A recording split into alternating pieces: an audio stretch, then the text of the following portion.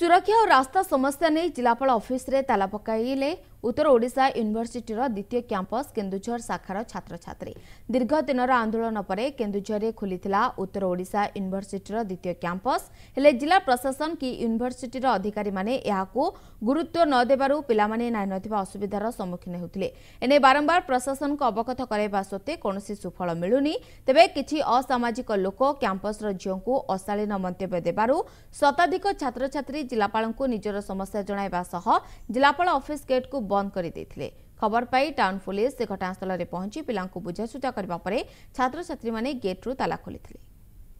आमाने एठी आसछु रास्ता काम पई हम रास्ता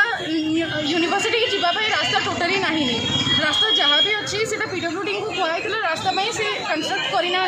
प्लस ये रेन ये जो 2 दिन है वर्षा है तो सीटा पूरा मड हो जाए कीचड़ हो जाए से चली भी होनी स्कूटी नहीं कि आसबार तो चांस ही ना पढ़ाई आसी आज आम जो मोर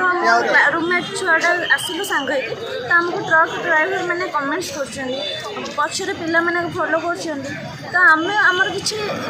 माने किसी भी हेले आमे कहा ऊपर निर्भरशील क्या माने रेस्पॉन्सिबिलिटी किए ना आमर रोड दरकार आउ किसी कम्युनिकेशन में किसी बस के जहाँ भी हो किसी गोटे दरकार।